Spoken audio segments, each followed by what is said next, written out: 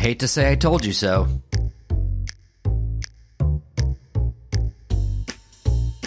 Hi, I'm Philip Blumel. Welcome to No Uncertain Terms, the official podcast of the Term Limits Movement. This is episode 218, posted on July 24th, 2023. Your sanctuary from partisan politics. In the last episode, I shared my fear, based on rumors, that there was some chicanery afoot regarding House Speaker Kevin McCarthy's promise to hold a vote on H.J.R. 11, the U.S. Term Limits Amendment. Even though H.J.R. 11 has 101 co-sponsors and 112 House members have signed a pledge to support a three-term limit in the House and, quote, no longer limit, close quote, word was that Speaker McCarthy is being pressured to have a vote on a weaker bill that violates that pledge and therefore would force all the pledge signers to break their word or vote no. Well, it's true. It was confirmed on July 9th by John Fund, national affairs reporter with the National Review. It appears that Speaker McCarthy and Judiciary Committee Jim Jordan are looking to take this opportunity to pretend to fulfill the promise of the term limits vote while guaranteeing the vote cannot be successful. Even better, in the minds of the anti-term limits forces behind this betrayal, the vote would destroy the highly successful Congressional Term Limits Pledge Program. Now, don't forget that this pledge program is the only reason why this term limits bill is being considered by the House. The anti-term limit forces know it, and they want to stop it.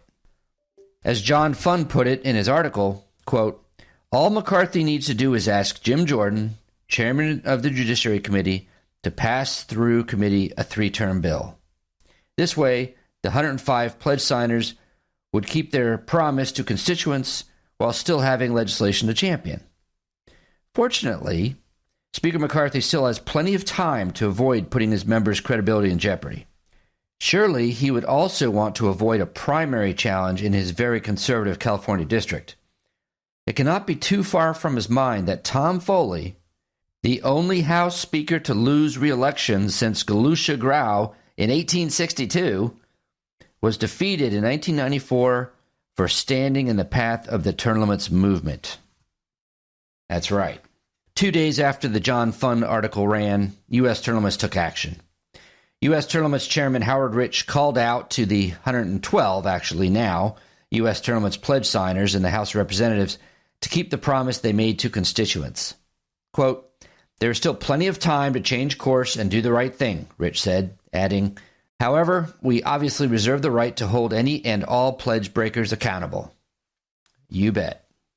In calling for 6-term or 12-year term limits in the House, McCarthy might please the majority of politicians in that chamber, but not the majority of voters.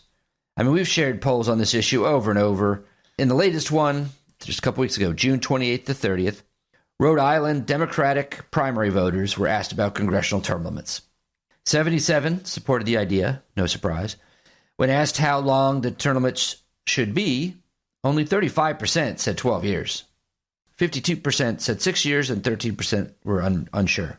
Now, this was a poll of Democrats only, but who can doubt that the Republicans of Rhode Island would not answer in a similar way, or Democrats and Republicans anywhere in the country?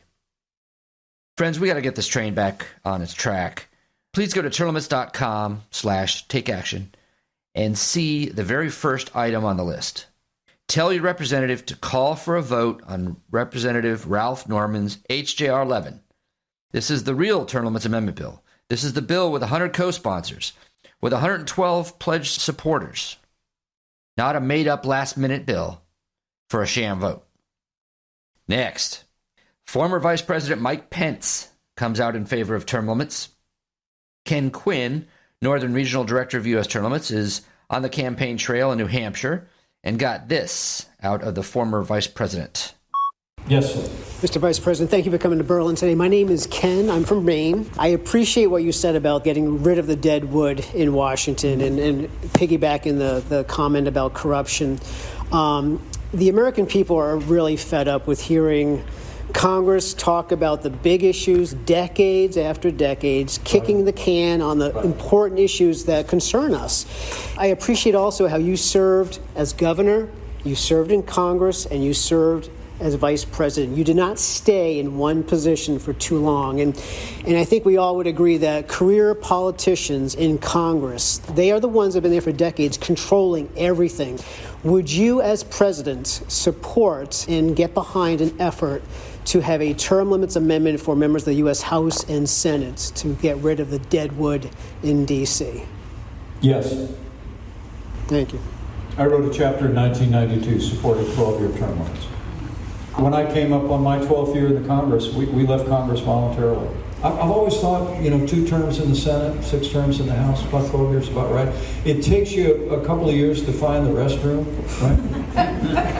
It's just like any job, you got to kind of figure out where things are, who's who, and then you can have, you can have 10 productive years. I was actually the House Republican Conference chairman.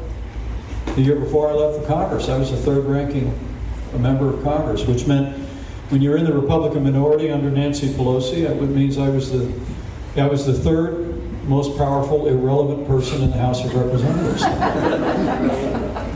The president gave me extraordinary opportunities to participate in virtually every major decision, every major initiative. I know how the executive branch works, and I know what doesn't work there. And the most important thing I heard you just say is that we got to solve some of these problems that we've been jawboning about for 20 years. Good work, Ken. We got to get these politicians on the record. Next. Since incumbents win re-election to their own seats between 90 and 100% of the time, yes, often at 100% of the time, open seats, that is, seats where the incumbent is not running for re-election, are an important measure of competitive races. By far, most races at the state legislature and U.S. congressional level are lopsided affairs with foregone conclusions, with well-funded incumbents running unopposed or facing gadflies or paper candidates, and they win handily. This is the number one reason why term limits are important. Term limit supporters maintain that term limits create open seats in every district, which in turn generates competitive races. Are they right? Well, it seems pretty obvious, but for the skeptics, I offer a recent factoid brought to our attention by Douglas Cronies, staff writer at the ever-useful Ballotpedia site. His headline is, all 10 states with the largest percentages of open seats since 2010 have term limits. Yeah. And he backs it up, noting that since 2010, Ballotpedia has covered state legislative elections to 44,639 seats across the 50 states over 13 election cycles. During that time, 8,404 of these seats have been open. That is, where there were no incumbents running for a re-election. That represents 18.8% of all seats up for election between 2010 and 2022. The key determinant of the magnitude of open seats in a particular state is whether that state has term limits, which specify how long a legislator can remain in office until they are required to leave by law.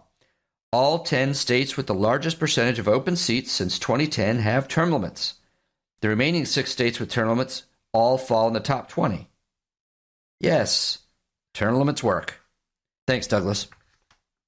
And now, let's hear some excerpts from Holly Robichaud's Breaking News on Term Limits. We've got exciting news today. We're now up to 101 co-sponsors for our House Joint Resolution 11, sponsored by Representative Ralph Norman. We're getting closer every day to passing term limits on Congress. Hi, I'm Holly Robichaud, and this is Breaking News on Term Limits.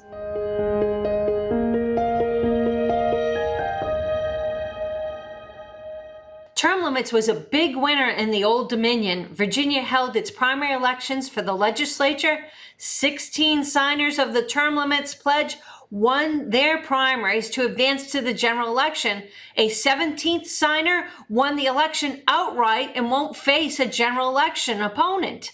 So we're very happy what's happening in Virginia and across the country. We're close to getting term limits passed, our resolution passed in North Carolina, but time's running out very quickly. We're urging everyone from North Carolina to urge their senators to support our term limits resolution. Please contact them today.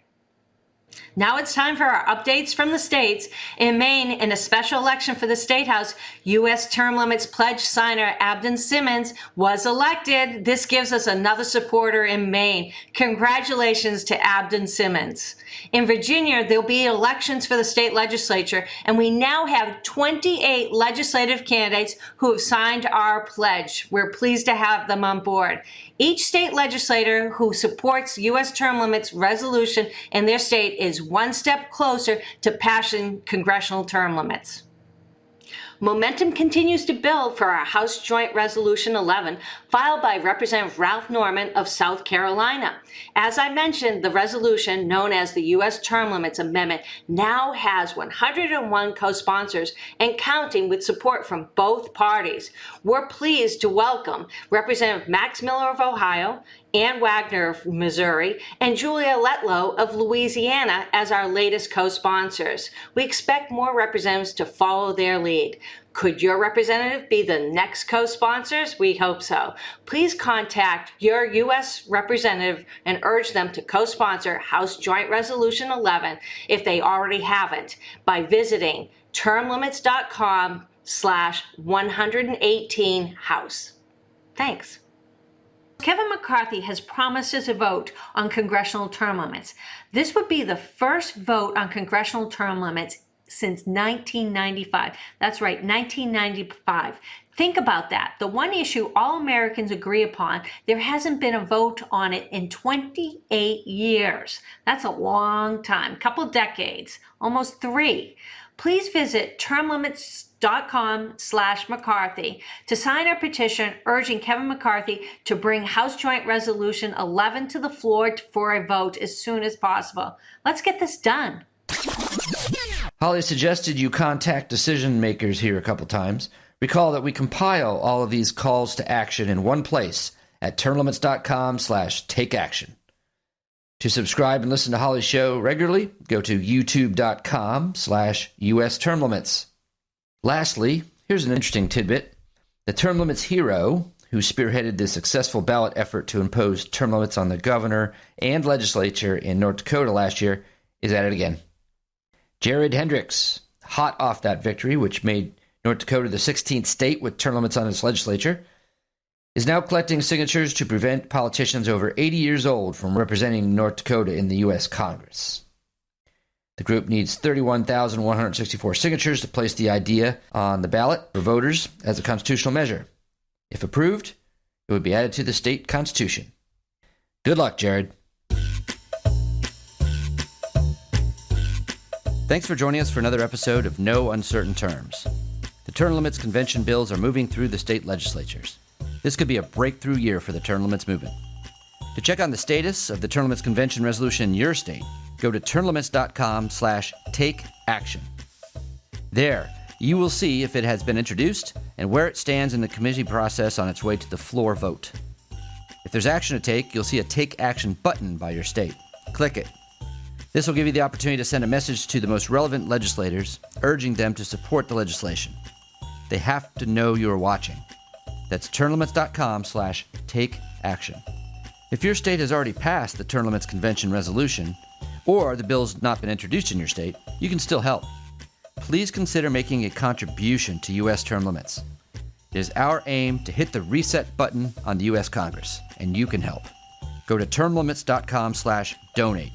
termlimits.com/donate. Thanks. We'll be back next week. The revolution isn't being televised. Fortunately, you have the No Uncertain Terms podcast.